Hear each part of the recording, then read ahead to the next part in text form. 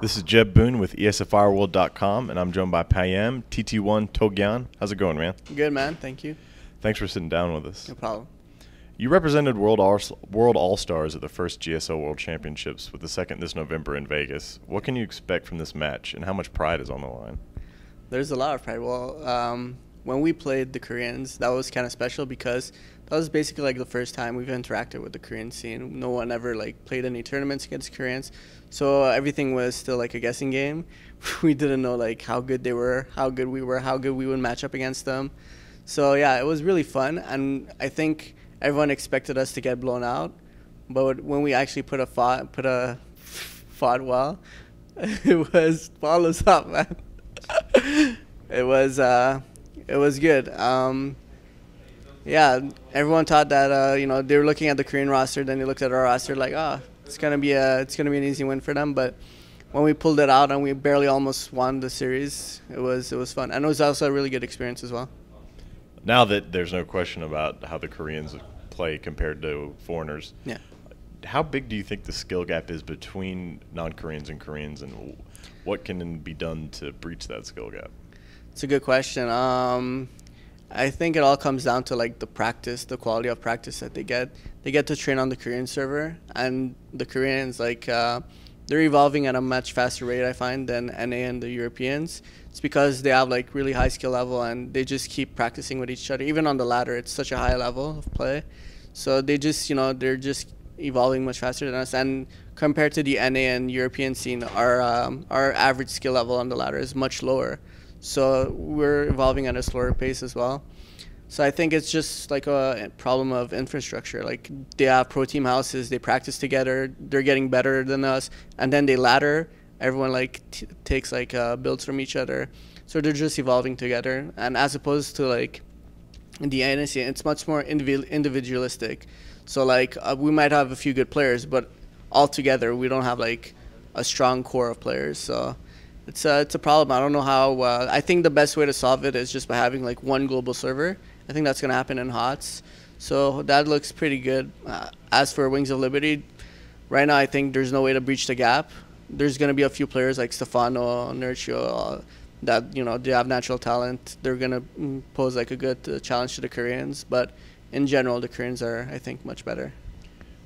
How has it been being en route? Has the team helped you become more competitive, and what sort of practice schedule does the team run? Yeah, we play a lot of in-house games. We have in-house ranking matches as well, so that's fun. And yeah, it's being a part of a team with all your friends is really motivating.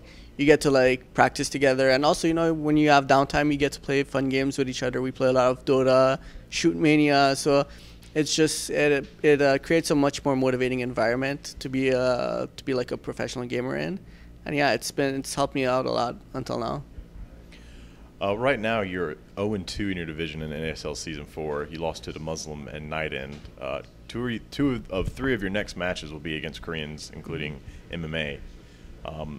What do you think is going to take to put you on the board in the division? I don't know. I have no expectations for NASL, to be honest. I actually wanted to forfeit the league because I've been playing a lot of HOTS. I haven't practiced Wings of Liberty at all.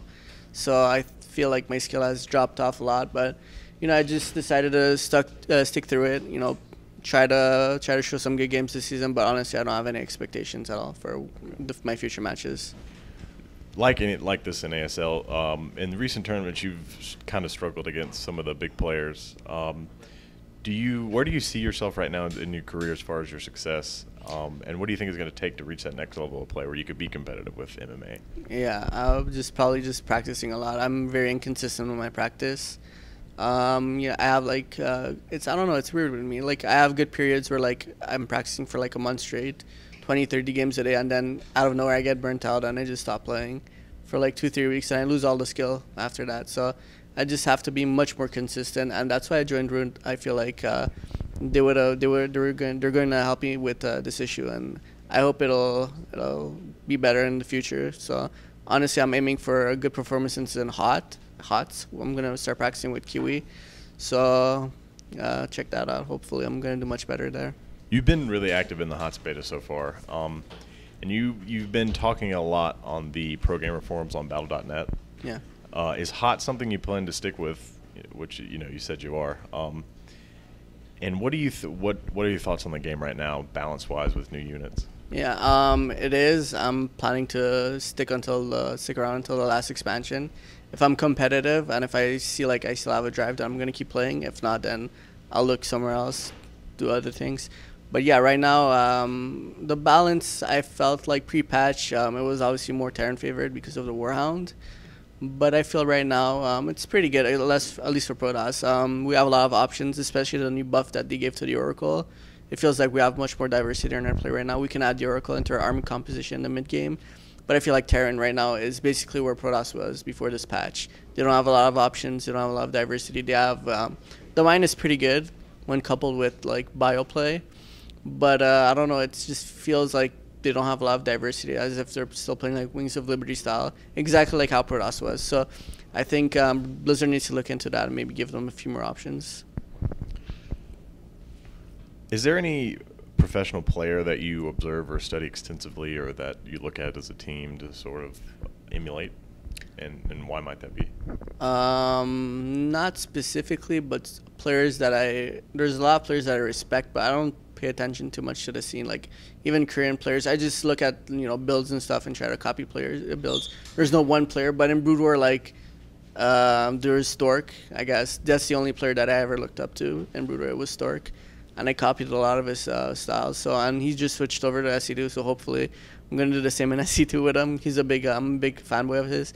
But yeah, honestly, like there's no specific player. Just like I'm always impressed by Stefano and how well he performs. So just like as a person that I respect a lot, probably Stefano. But as people players that like I steal builds from or copy builds from or talk a lot with, there's not that many players. The Sunday Showdown this week, among all the players, you might be the one that's played the most hots. Who's your pick to win? That's the kind of a joke that's been running around our circles.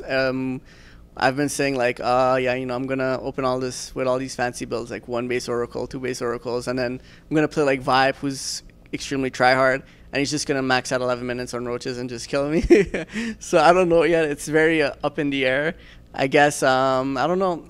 I'm still trying to think of what's like the most optimal way of playing. I don't know if I'm gonna play more HOTS oriented or more wool oriented, but I'm in it to win, and I want to put on a good show. So we'll see what happens. But the players that are in this are extremely good. They have like really solid mechanics such as Vibe, Major, Cats. So it's I'm hoping for the best, but honestly I don't really know. Great, thanks very much for talking to us. Feel free to say a few words or thanks to the sponsors or anything like that. Yeah, thanks to our sponsors, Rush Tees and Twitch, and thank you for the interview. Thanks, man. No problem. Good luck. Thank you.